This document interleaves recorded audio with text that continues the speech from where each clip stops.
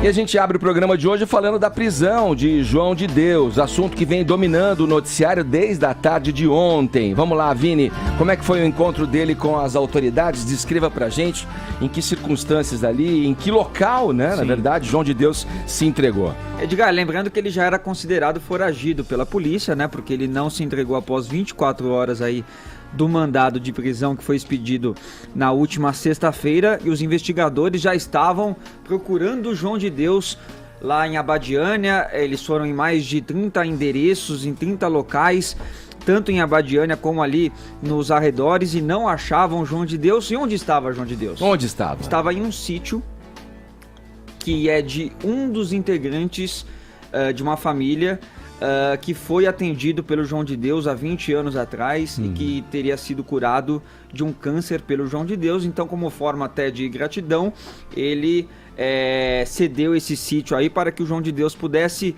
descansar e poder deixar a poeira passar um pouquinho para depois tratar aí das negociações que foram feitas pelo seu advogado, o Alberto Toron.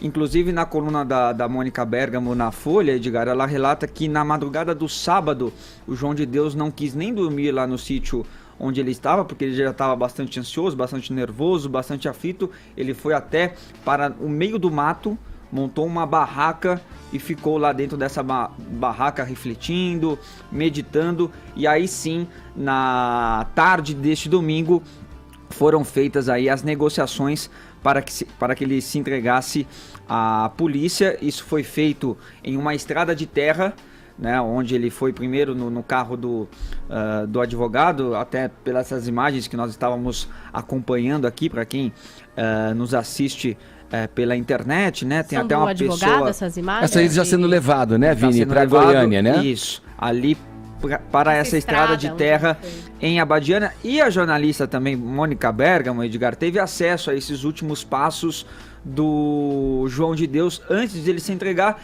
e até ensaiou ali um princípio de uma entrevista que ele iria dar. Ele até dá uma resposta ali inicial, mas depois ela revela que ele acabou passando mal e não quis prosseguir com a entrevista. Mas vamos ver esse pequeno trecho do que fala João de Deus antes de se entregar à polícia. Ele não sacou o dinheiro do banco, ninguém saca 30 milhões do banco. No vídeo primeiro, Edgar. Ok, perdão, vamos lá. Solta de novo, Bruno, por favor. Na hora que eu fiquei sabendo, eu me entrego à justiça divina e à justiça da terra que eu prometi, e estou indo agora para me entregar, porque eu quis saber pelo meu advogado que está aqui presente, o Dr. Tom. Ele não sacou. Isso, aí depois dessa resposta, ela revela que ele acabou passando mal, não quis prosseguir, e aí depois chegam ali 3 carros da polícia, onde ele foi levado, encaminhado para o DEIC. No DEIC ele prestou um depoimento de cerca de 2 horas e teve que responder já de cara esclarecimentos de 15 denúncias que já foram apresentadas à polícia. Lembrando que já são mais de 300 denúncias que o Ministério Público acolheu, mas essas 15 já foram relatadas também à polícia. Segundo o delegado, denúncias consistentes, com muitos detalhes, e ele nega qualquer tipo de envolvimento com essas mulheres, diz que está sendo vítima de uma grande perseguição, Edgar. Essa foi a fala depois até do advogado também, o Alberto Toron. Desqualificou alguma das vítimas, questionando, inclusive, né, os relatos das vítimas, o passado das vítimas, inclusive da holandesa lá, que foi até no programa do Bial. Ele disse que ela tem um passado de prostituição e de extorsão, e que muitas dessas mulheres estavam querendo isso mesmo, né, tirar dinheiro do João de Deus. Ele disse que outras ele nem se lembra também, e o advogado fez aquele questionamento clássico, né, quando tem essas denúncias de assédio, dizendo assim: queremos investigar o porquê essas acusações foram feitas justamente agora, depois de 10, 15, 40, 30 anos atrás dos fatos, né? Então a gente se responde, advogado, porque as mulheres tomaram coragem a partir de uma delas. E o delegado, Fefito, inclusive, disse que a partir agora da prisão do João de Deus, com certeza vão surgir ainda mais denúncias em cima dele. E além disso, Edgar, além de toda essa história escabrosa do João de Deus, dos abusos, surgiu também uma outra denúncia, do COAF, né? Que é um órgão aí que administra, né, as movimentações aí nas finanças, dizendo que o João de Deus tinha feito nas últimas horas, depois, né, que ficou sabendo que estava sendo investigado, uma movimentação na conta dele, atenção, Edgar, de 35 milhões de reais. 35 milhões de reais. E aí, quando perguntado sobre esse fato, o advogado Alberto Toron disse o seguinte, porque aí foi levantada a hipótese, ele estava querendo o quê? Sacar esse dinheiro para poder fugir, fugir do país? Olha só a resposta que deu o Alberto Toron. Ele não sacou o dinheiro do banco, ninguém saca 30 milhões do banco. Ele simplesmente baixou as suas aplicações para fazer frente a necessidades dele. Então, isso que se reputou que seria um dinheiro para ele poder fugir, cai por terra quando ele se apresenta. E é importante dizer que ele não estava fora do estado, ele estava nas cercanias de Abadiânia.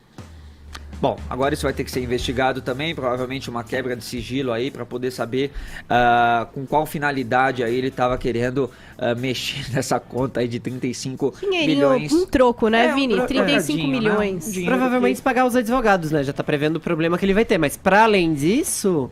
Não é muito assustador que um médium, um homem que mexe com a fé dos outros, que em tese faz um trabalho tanto dinheiro beneficente, tenha 35 milhões na conta, porque como o que esse advogado... parte de um total, né? Quer dizer, ele movimentou 35, imagina quanto ele deve ter. Assim, ele tem atividades como terras, com fazenda, ele é um cara venda de água... Então, acho que o comércio ali da região também, agora, ele deve ter alguma agora, que é suspeito, o sujeito vai lá se defender, fala, olha, eu sou inocente, o advogado fala, olha, isso aí tem que verificar, porque as pessoas que foram, que se dizem abusadas, continuaram indo no centro, tudo. Então, mas é no mínimo suspeito, né? Na verdade, é até um descaramento. Sabe né? que Quem ele em sã consciência pode achar que mais de 200 pessoas estejam compondo um complô. Mais de 300 então, pessoas contando a mesma história. Contando a mesma história, mesmo modus operandi ali dele. Sabe qual a comparação que ele fez? Com a escola base, que é um caso que teve aqui em São Paulo na década de 90, onde diretores de uma escola foram acusados de abusar. A diferença é que na escola base as vítimas eram crianças e quem denunciou foram os pais. Portanto, não foram as vítimas que passaram de fato pela experiência, que falaram sobre o assunto e não eram vítimas adultas. Acho muito assustador questionar, tentar desacreditar a vítima. A culpa nunca é da vítima. E essa movimentação de 35 milhões, quer dizer, puxar um dinheiro daqui pra lá, logo depois que soube das denúncias, quer dizer...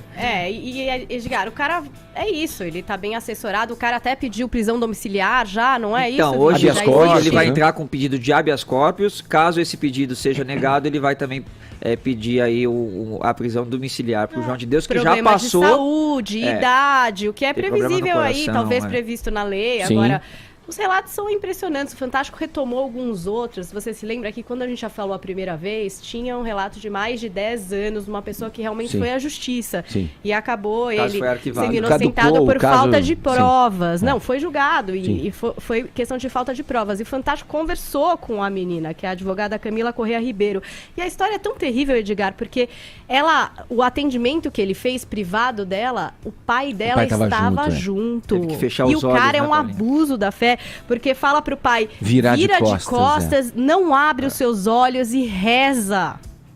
E falando pra criança ali, pra adolescente, que aquilo tudo que ele tava fazendo fazia parte da limpeza do tratamento espiritual. Pra ela se curar. Gente, nossa, é revoltante. Vocês uma cara de e é um negócio que aconteceu há 10 anos. E a filha reforçou também, né, Paulinha, nessa reportagem do Fantástico aí, a filha que já tinha acusado, falou um pouco mais, né, de toda a monstruosidade que ela passou nas mãos aí do João de Deus. E o Toron, outro advogado dele, disse que ela tem aí um passado com internações, e que ela já fez um vídeo negando também.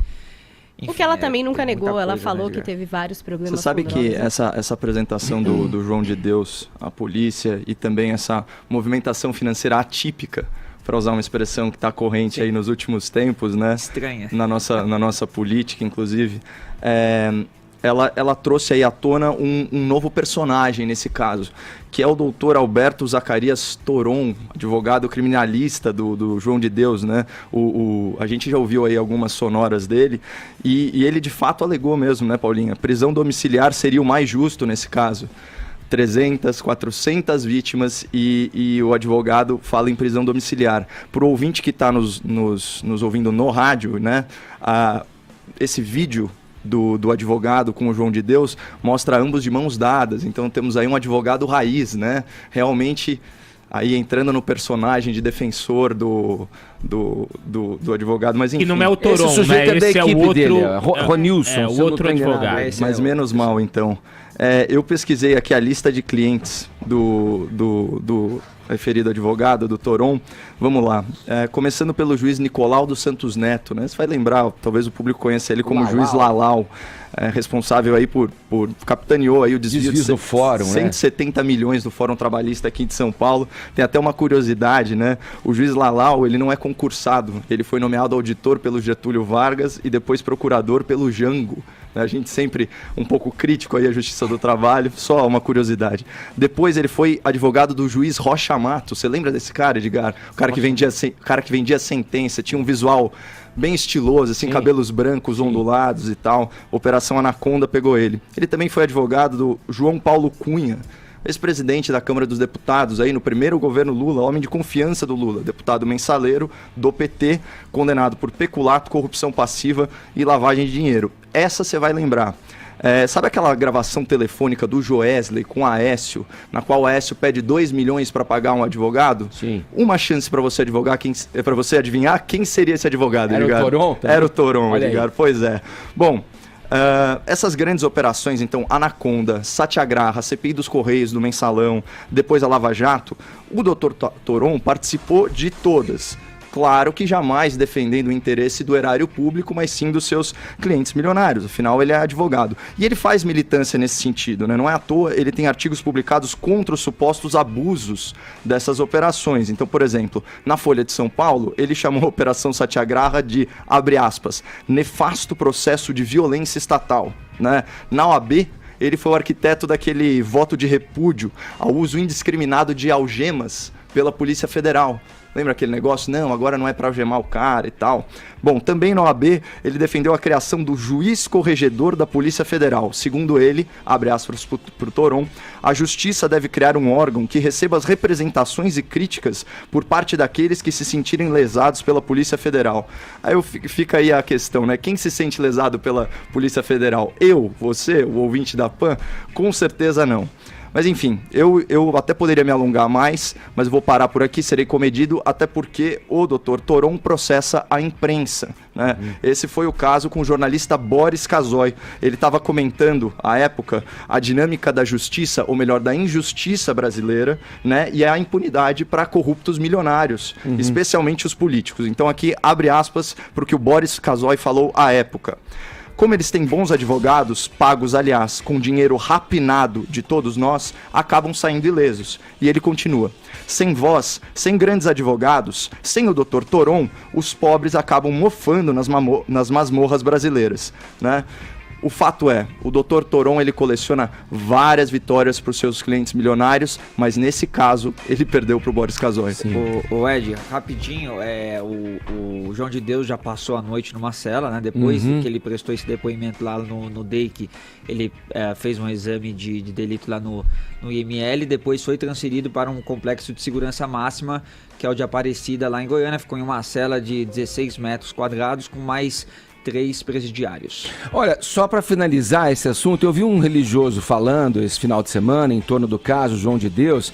Muita gente está fazendo uma confusão com relação ao espiritismo kardecista e prejudicando até, ele se dizendo como adepto dessa religião, dessa fé, prejudicando a imagem do espiritismo no Brasil. O João de Deus, ele é um médium que tem dons, tem esse magnetismo, cura pessoas através da fé da própria pessoa que vai até ele, o procura para curar determinadas doenças. Então, para não fazer a confusão, eu acho bem oportuno nesse momento falar que a figura do João de Deus, ela nesse momento não pode ser associada ao espiritismo kardecista, que isso prejudica muito um trabalho que é feito sério no Brasil de séculos, né? E no mundo, então, de mais tempo ainda. Posso acrescentar uma coisinha só? Eu tava lendo agora no blog do Paulo Sampaio que a Badiânia tá em silêncio sobre o assunto. Agora as pessoas de lá têm medo de falar sobre o assunto quando perguntadas. Estão o estupro, o abuso sexual não vira um assunto na cidade. Acho muito assustador. As pessoas têm medo do futuro agora, né? É uma espécie daquele coronelismo que a gente vê dominando uma região, né? Onde a pessoa manda e faz a